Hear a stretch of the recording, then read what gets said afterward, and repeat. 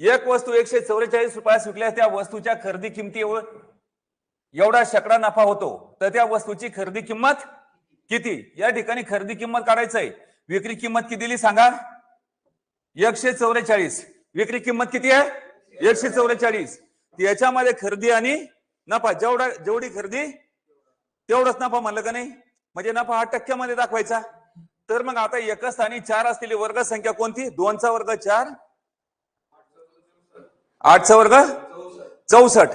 मग आता 20 गुणिले 20 केले, 20 खरेदी किंमत समजली, 20% नफा समजला, तर त्याचा प्रत्यक्ष नफा म्हणला तर किती? 2 शून्य 2 शून्य काढले, बेदोनी 4.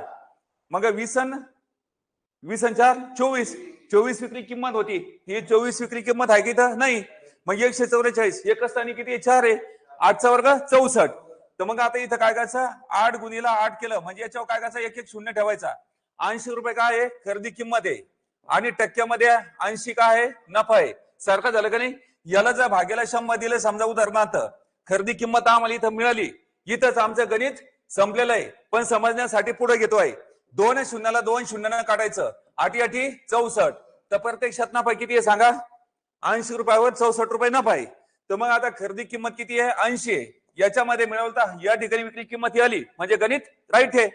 4 आणि 0 4, 6 आणि 8 किती? 14. तर विक्री किंमत किती आली सांगा मग? 144. त्याचा अर्थ खरेदी किंमत किती आहे सांगा? 80. समजलं का? सर्व चॅप्टर सोप्या पद्धतीने शिकण्यासाठी नवी दिशा अकॅडमी ॲप डाउनलोड करा. कोणताही कोर्स 30 रुपयामध्ये मिळवा.